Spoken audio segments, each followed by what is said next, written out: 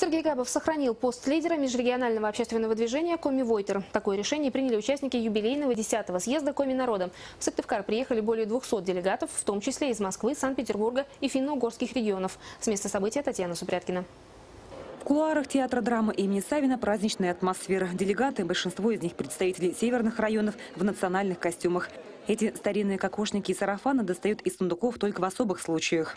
Съезд юбилейный, и я была участницей 9-го съезда, и я видела, что самые красивые в этом съезде – это женщины в национальных костюмах. Поэтому я знаю, что у нас в Ижемском районе богатый и красивый национальный костюм. И где еще его не демонстрировать, если на съезде Коми Войтер? К докладам делегаты тоже подготовились основательно. В зале глава республики, представители всех министерств и ведомств. Такого внимания очень не хватает в других регионах, признаются гости. Поддержка, конечно, чувствуется, но не очень. Так-то поддерживают нас в том, что... А наша цель – сохранение нашего коми-языка, коми наших предков. По словам участников, за 4 года в регионе выросло количество книг, изданных на коми-языке. Сельские школы оснащаются необходимой литературой и мультимедийным оборудованием. Педагоги проходят специальное обучение по методике преподавания коми-языка. Делиться опытом наших специалистов приглашают в другие регионы.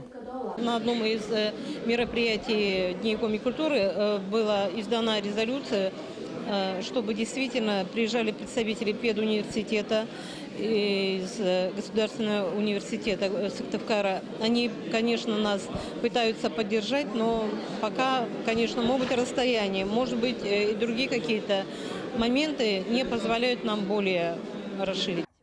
Проблем тоже немало, отмечают сельчане. В отдаленных районах весной и летом бездорожье. Кроме того, на местах много вопросов с выделением земель под застройку и вырубку леса из-за пробелов в федеральном законодательстве. По словам губернатора, все эти проблемы решаются. Тот упор, который мы сегодня делаем в своей работе, его можно охарактеризовать, наверное, одним предложением. Вот именно возрождение села и всего, что связано с развитием села, и является приоритетом в работе нашего правительства. По словам главы, в регионе будет разработана концепция сохранения и развития сельских территорий. Соответствующее поручение Вячеслав Гайзер уже дал правительству Коми. Одна из главных задач перед движением Коми Войтер – популяризация родного языка. Надо заинтересовывать молодежь, подчеркивает губернатор, и сохранить статус культурного центра финно-угорского мира. Мы не опустились, не отступили назад. И главное, наше стремление понимает власть. Мы чувствуем поддержку. Еще один плюс – активно в работу подключается молодежь. Например, молодежное крыло Коми Войтера МИ было инициатором проекта Коми и Финляндии. Они вошли и в проект Биара. Все это является стимулом для нашего движения вперед. Все свои предложения делегаты собрали в отдельный документ – резолюцию на нескольких листах. Главный итог съезда – подписание резолюции. Это несколько рекомендаций правительству и Госсовету Коми в области политики, культуры и образования. Например, делегаты предлагают при подготовке программ социально-экономического и национально-культурного развития шире привлекать для их разработки местное население.